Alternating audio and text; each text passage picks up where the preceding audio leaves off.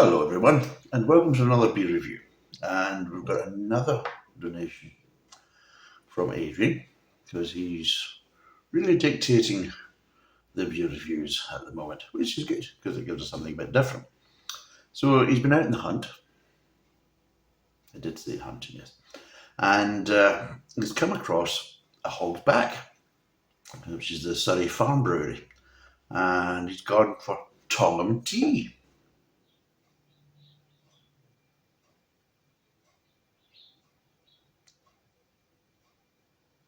Here's the thumbnail. Woohoo! So, traditional English ale, apparently. Oh, and there's spiel. Bloody hell, there's a lot of spiel. Right, I don't know how much this costs. I think it's roughly about the £2 mark. I think he said roughly the stuff's around about £2 mark. And it's 4.2 in alcohol. It's a 500ml can. And let's listen to the spiel.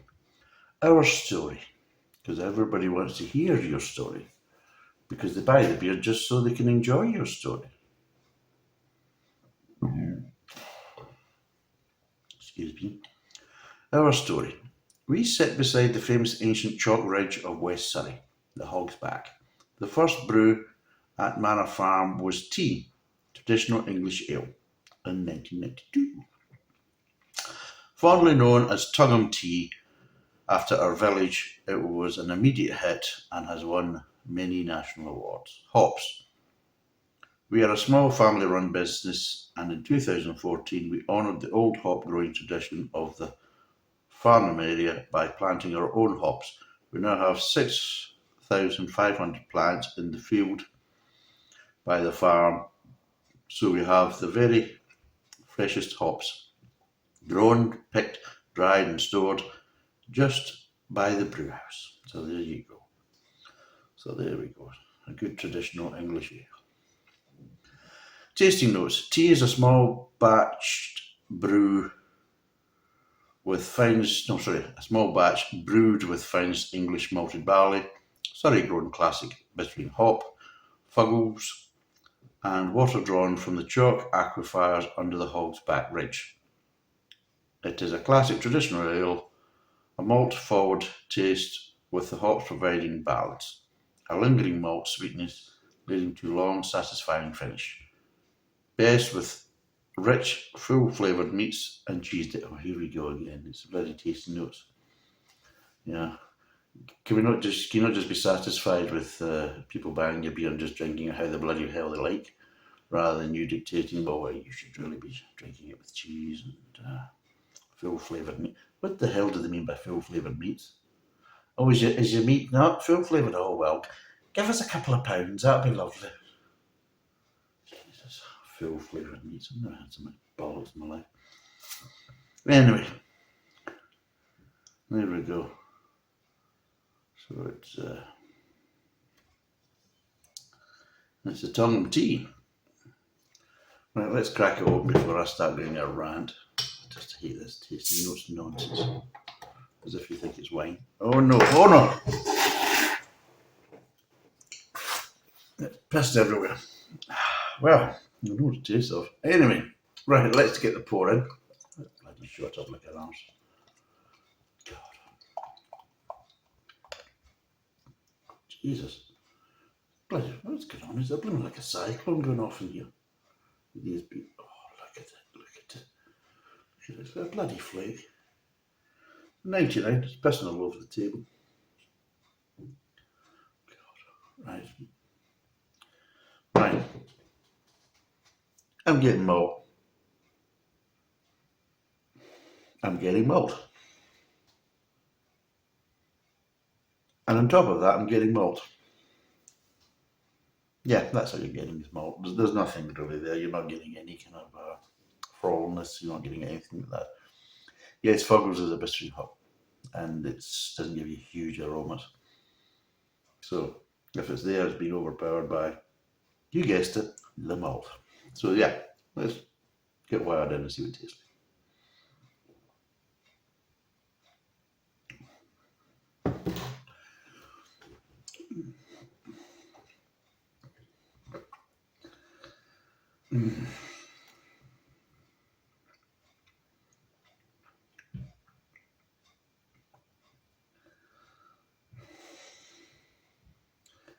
it starts off okay, but it's a bit different.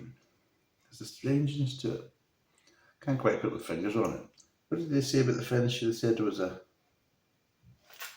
What did they say?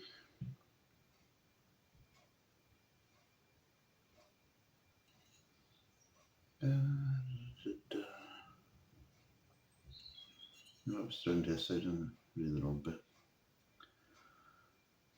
To a long and satisfying finish. Do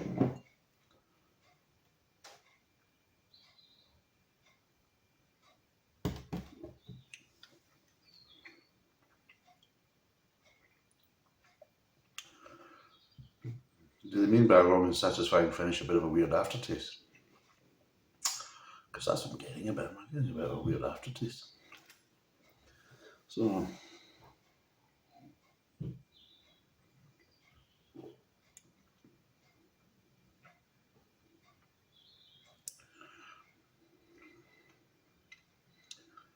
well, like that, the Fuggles are reacted in a bit of a strange way. But let's break it down.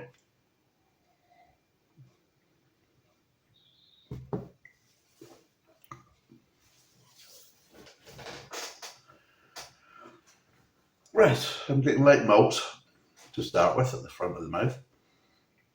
Moving on to the kind of mid-tongue, where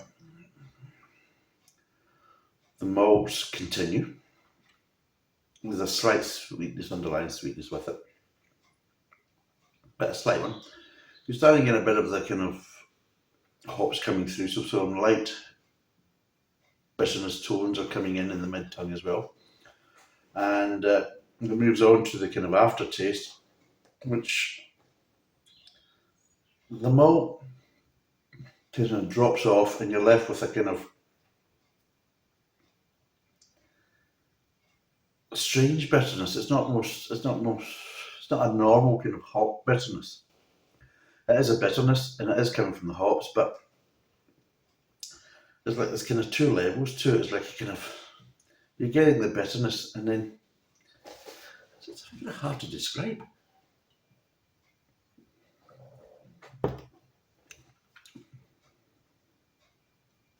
Right, so you're okay.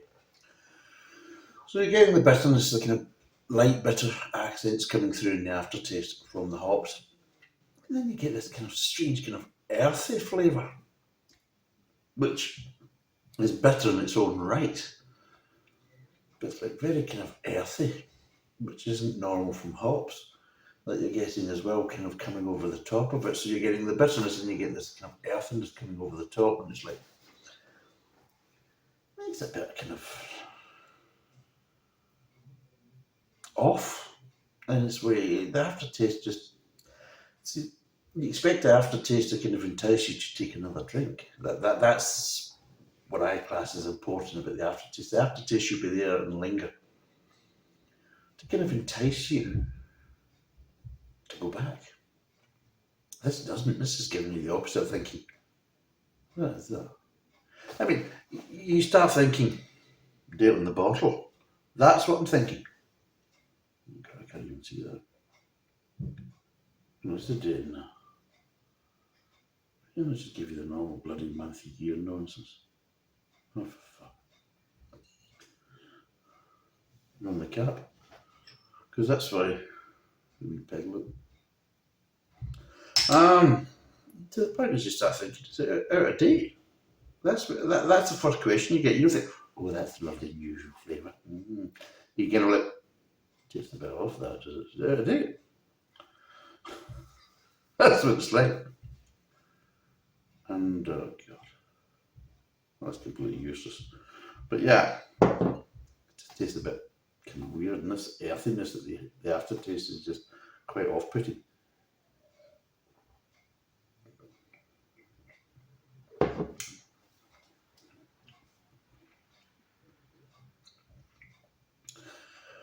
No, it's still there.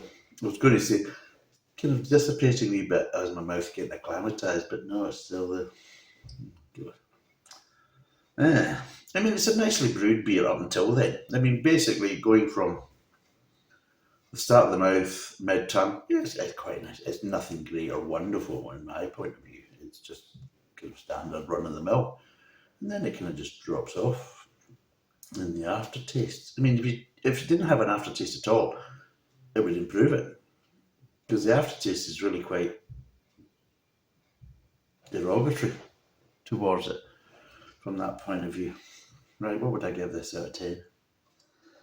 Right, I would say from basically, as an English, traditional English ale, from the start of the mouth to the mid tongue, it's bog standard average, nothing special. So I'd probably say up until then it's a 5. And then you hit that aftertaste, you're thinking, no, that aftertaste just doesn't really go. It just really kind of spoils it from that point of view. So I'm going to drop it down to a 4 because of that. It loses a point because the aftertaste is.